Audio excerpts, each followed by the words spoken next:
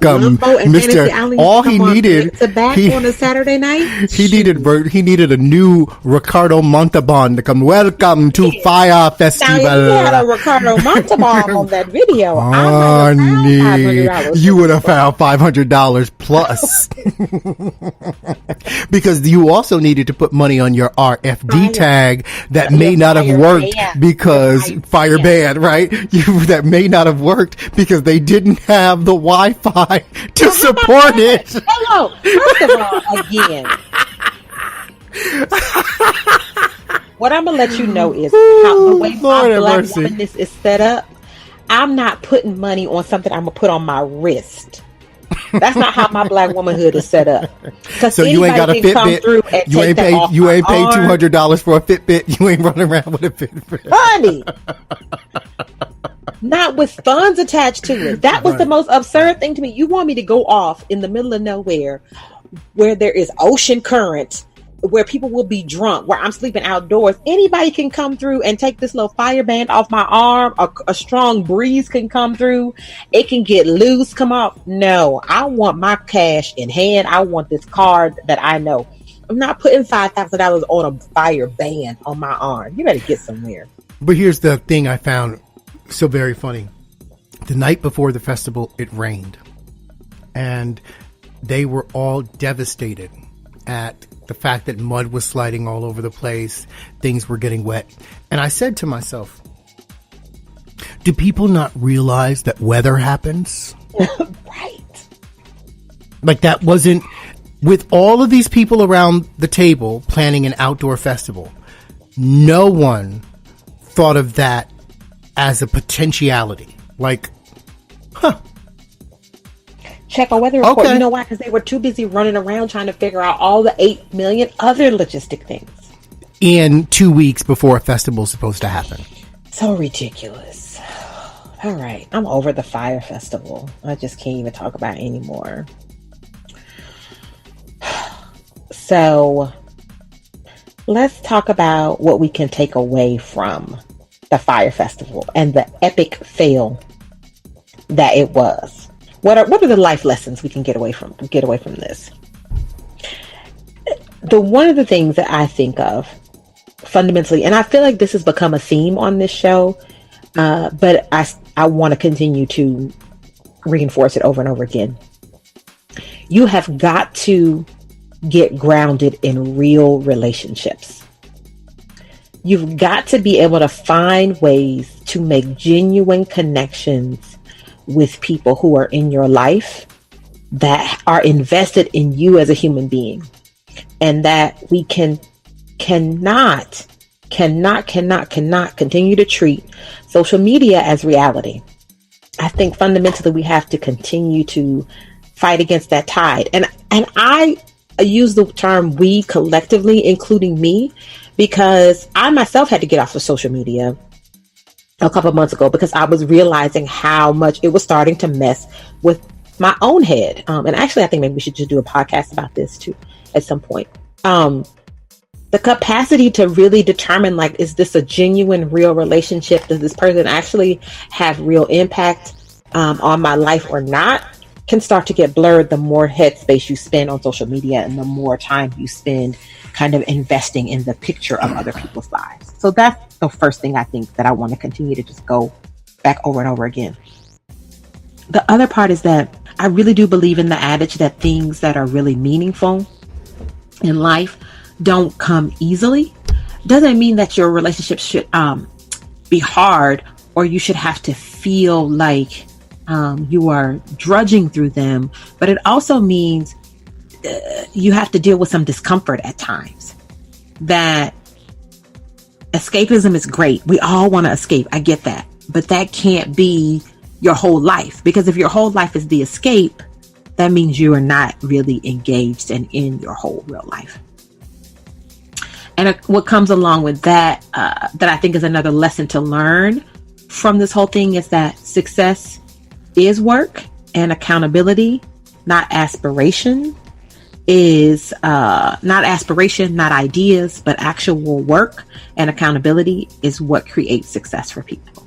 And I think ultimately that's why Fyre Fest was a failure, is because there was not enough accountability that happened, that nobody's moved out of the realm of aspiration and idea down into accountability. And the last thing that I want to say is that failure is a necessary part of success. I was recently at a leadership academy, and the keynote speaker said that this is her overall approach to her success in her work life. She says, try, fail, learn, repeat.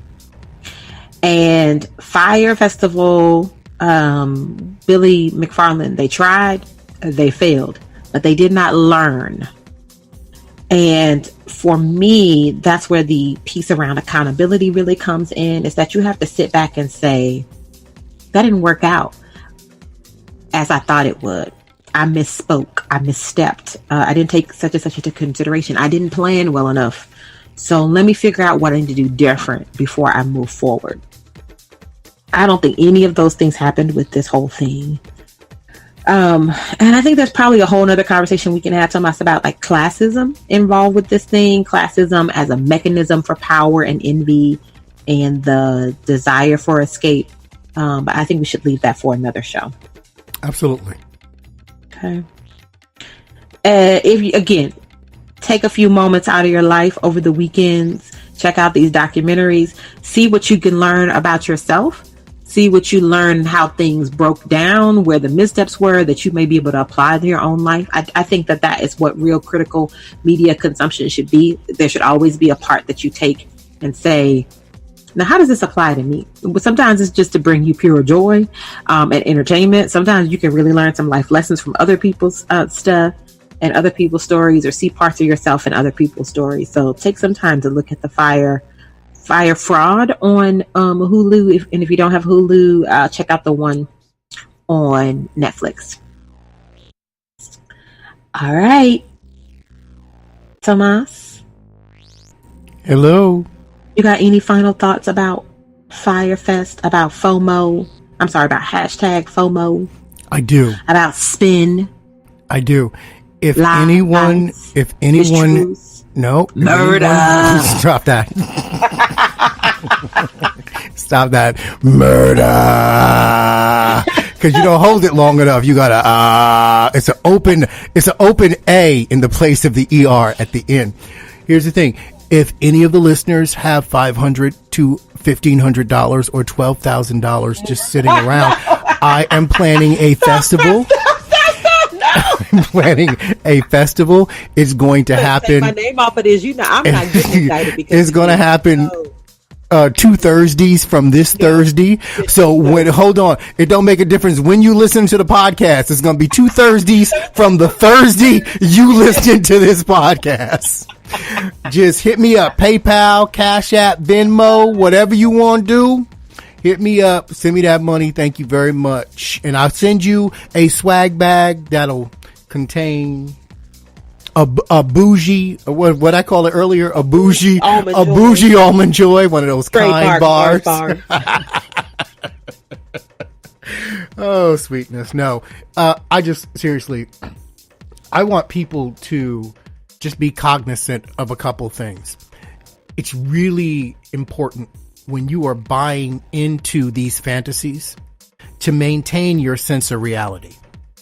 And it's also important to measure your expectations. If someone is selling you a ticket to the lost city of Atlantis, just know that you may end up in downtown Atlanta. And you need to be real clear with that. So that why are you laughing? I'm being so serious right now.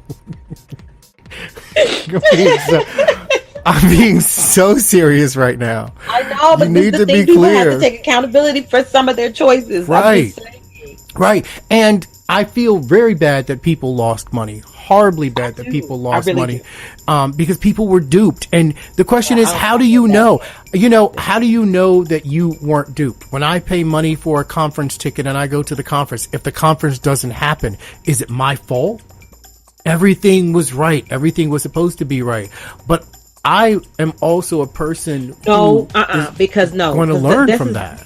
But not all of it. Let me just say this one thing, because there's a whole part where people were panicking days before on social media and they weren't getting answers. Yeah, people were asking real questions like, where can I charge my phone? Are there plugs in the cabana? Do you have any live pictures? We haven't seen any updated things. And they literally started deleting the comments. Nobody was responding to that. That's when I pulled the plug, because I'm not going anywhere, even if it was a supposed to be like a structured building. Right. Okay. The point from my very own life. The day that I was packing up my apartment to leave, to leave graduate school and go off on predoctoral internship, I got a call from the place that I had sent my deposit via certified mail telling me they didn't have an apartment for me because they never received my check, when I had a certified mail receipt that they had received it. So I could have rolled up there like I had a place to live, expecting to get a key, or I could have did what I did and began to immediately scramble to try to figure out what I was going to do next. And I did, and ended up renting an apartment sight unseen. And that was the world's worst apartment ever. I spent 2 nights there before I had to get out. So you have to sometimes make hard choices in life and recognize that there are going to be consequences for those choices. So you've had your own mini Fyre Fest, is what you're saying. It was a roach fest. Oh my God, y'all, with so many roaches in that apartment. It was so gross. So why didn't you just get the 1-day ticket?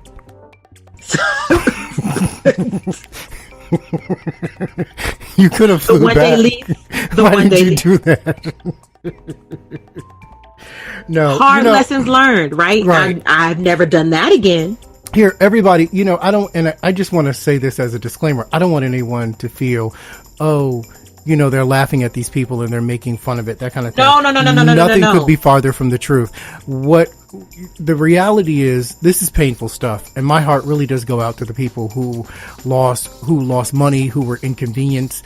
We didn't even get to it to talk about the workers down in the Bahamas. Oh, absolutely. Who didn't get paid. It was horrible all around, and it was all based on buying into one person's dream.